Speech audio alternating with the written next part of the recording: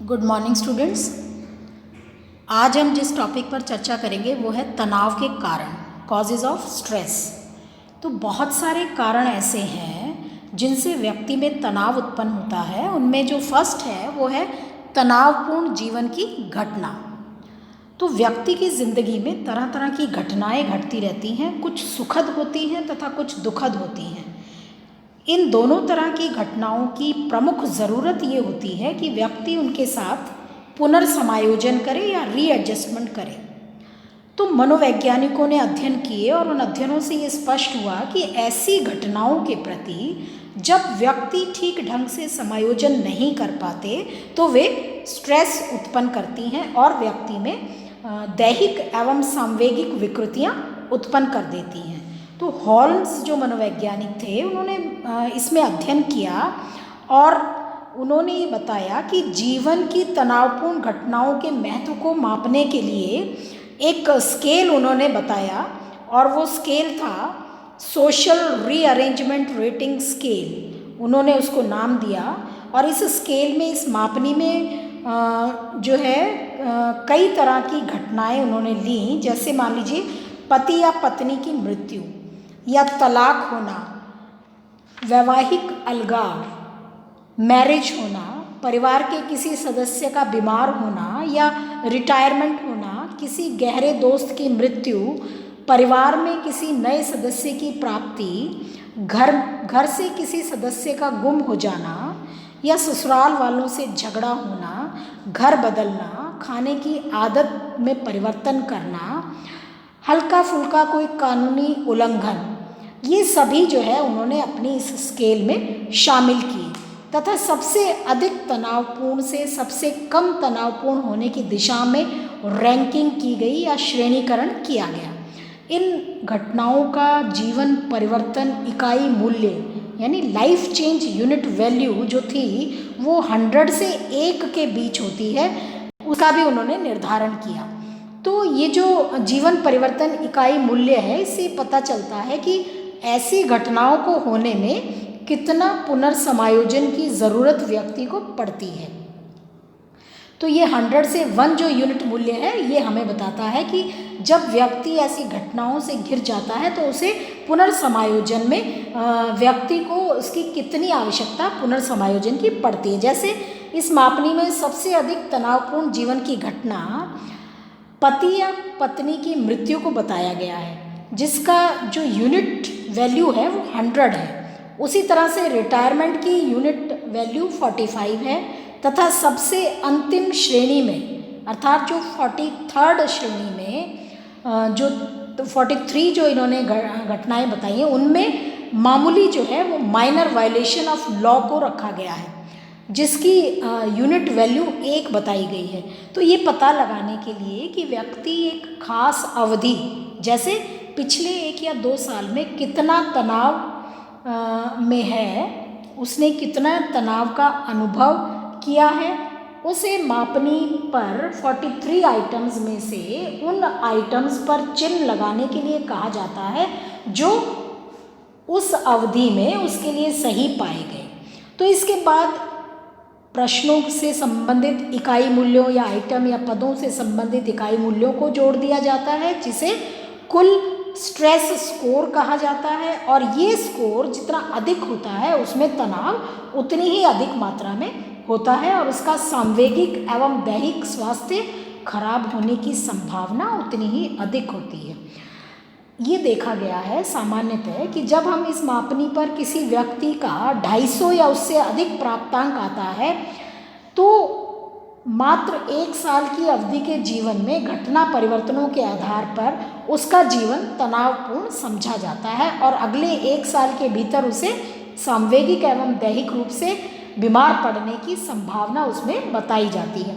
सामान्यतः 150 या इससे कम प्राप्तांक वाले व्यक्ति को सामान्य तनाव यानी 150 से 199 के बीच स्कोर्स लाने वाले व्यक्ति को माइल्ड स्ट्रेस या हल्का तनाव, और किसी के अगर 200 से 299 स्कोर आते हैं तो उस व्यक्ति को मॉडरेट स्ट्रेस यानी साधारण तनाव, और 300 से ऊपर यदि इस मापनी पर किसी व्यक्ति के स्कोर आते हैं तो व्यक्ति को जीवन की बड़े तनावपूर्ण घटना से ग्रस्त समझा जाता है। तो इस तरह से जो ये जीवन की तनावपूर्ण घटनाएं हैं, इसके आधार ये जो हैं ये व्यक्ति में तनाव या स्ट्रेस उत्पन्न करती हैं।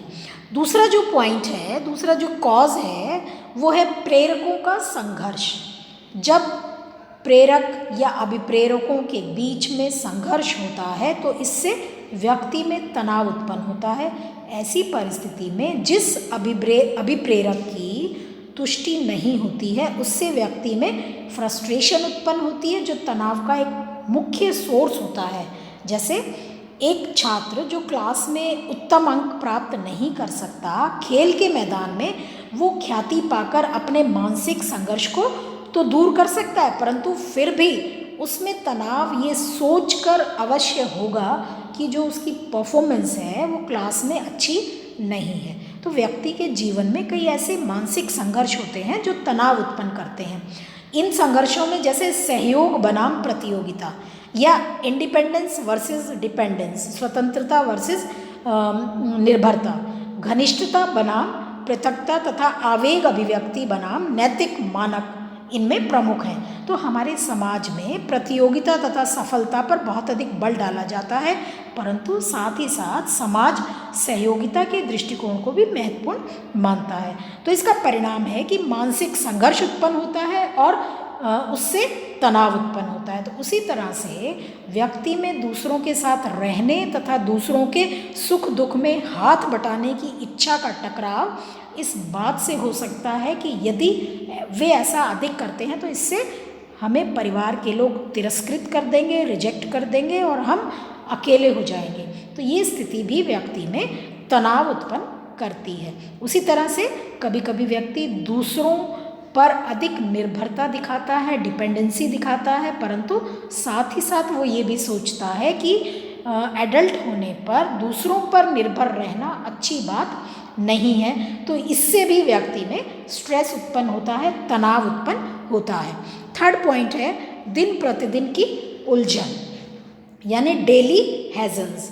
तो जिंदगी की बड़ी एवं महत्वपूर्ण घटना तो निश्चित रूप से तनाव के सोर्स हैं, परंतु दिन प्रतिदिन की छोटी मोटी उलझनों से भी व्यक्ति को तनाव होता है। ऐसी उलझनें जो कि व्यक्ति की जिंदगी में अक्सर होती हैं, इसलिए तनाव उत्पन्न करने में इनका महत्व कम नहीं है। बहुत सारी ऐसी डेली हैजल्स हैं, ऐसी दिन प्रतिदिन की उलझनें हैं। जैसे हम जो पहली उलझन लें वो है पर्यावरणीय उलझन या एनवायरमेंटल हैजल्स। तो इसमें आवाज़ हुई, कोई शोर हुआ, अपराध हुआ या पास पड़ोस में रहने वाले लोगों की आपस में नोक झोंक हुई, इन सभी को हम इनमें रख सकते हैं। दूसरी उलझन घरेलू उलझन, इसमें भोजन बनाना, बर्तन धोना, घर की सफाई करना, कपड़े धोना या अन्य सामान को खरीदना आदि कारकों को रखा गया है। और तीसरी आंतरिक भाव से संबंधित उलझन, इसमें अकेले होने का भाव, किसी से मनमुटाव या झगड़ा होने का भाव, इन सभी को रखा गया है। फोर्थ उलझन जो डेली हैजल्स में आती है वो है समय अभाव से उत्पन्न उलझन। इसमें बहुत सारी चीज़ों को एक दिए गए समय के भीतर पूरा कर लेने या एक ही साथ बहुत सारे रिस्पॉन्सिबिलिटीज़ को निभाने आदि कारकों को रखा गया है।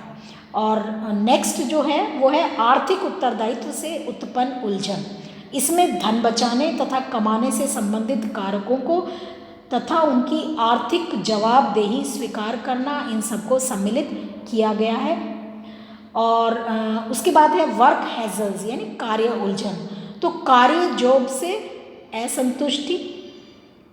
से असंतुष्टि, पदोन्नति के अवसर का ना होना तथा किसी भी समय कार्य से हटाए जाने की संभावना, इन सभी को वर्क हैजल्स में रखा गया है। तो ये जो दिन प्रतिदिन की उलझन है ये भी स्ट्रेस का कारण होती हैं। फोर्थ पॉइंट है कार्य से उत्पन्न तनाव यानी स्ट्रेस प्रोड्यूस्ड बाय वर्क।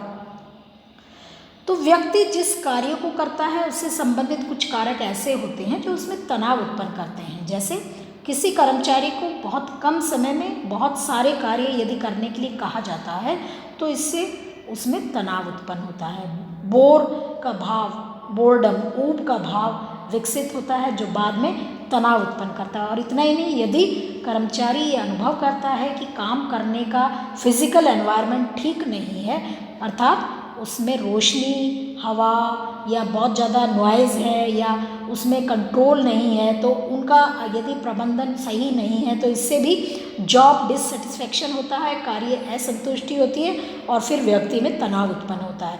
उसी तरह से जॉब से संबंधित कुछ अन्य कारक भी हैं जिनसे व्यक्ति तनाव महसूस करता है। इनमें रोल कॉन्फ्लिक्ट यानी भूमिका संघर्ष, उसकी क्या भूमिका है, निष्पादन मूल्यांकन, उसकी जो परफॉर्मेंस है उसका मूल्यांकन किस प्रकार का है। तो जो रोल कॉन्फ्लिक्ट है उस स्थिति में किसी एग्जीक्यूटिव या मैनेजर से कर्मचारियों के विभिन्न समूहों द्वारा भिन्न भिन्न एक्सपेक्टेशंस विकसित होती हैं जिसे पूरा करना जो मैनेजर होता है, जो व्यवस्थापक होता है, उसके लिए संभव नहीं होता, जिसके कारण उसमें तनाव उत्पन्न होता है। फॉर एग्जाम्पल, विश्वविद्यालय में कुलपति के पद को ले लें।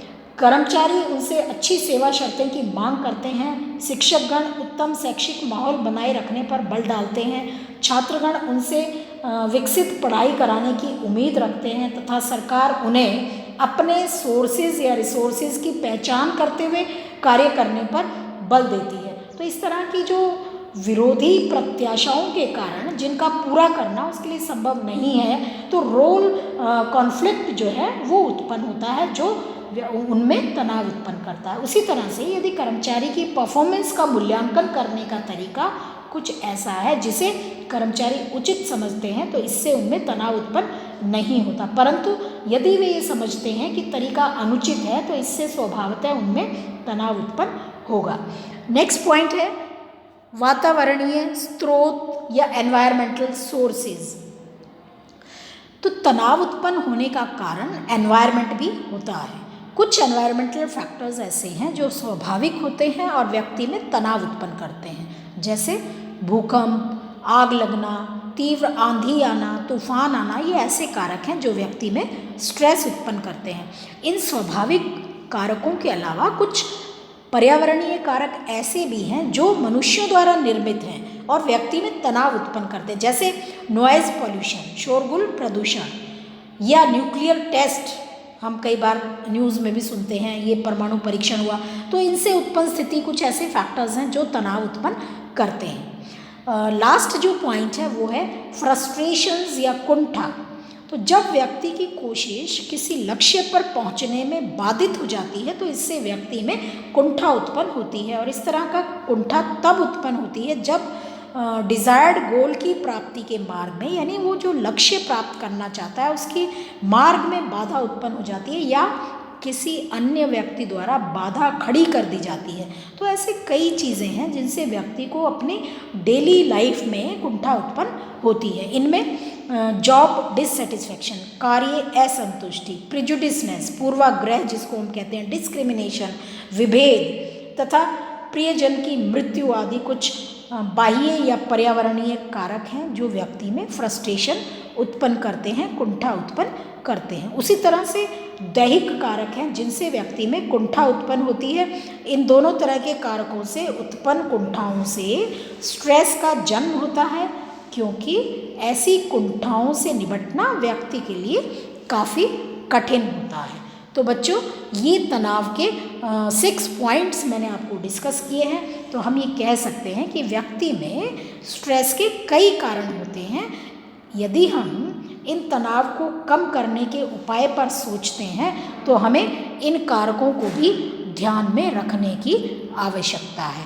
तो ये हमारा 4th चैप्टर का स्ट्रेस का जो टॉपिक चल रहा है, जो उसमें हमने मीनिंग ऑफ स्ट्रेस कर लिया है और तनाव के लक्षण हमने कर लिए हैं, और आज हमने किया है तनाव के कारण। Thank you.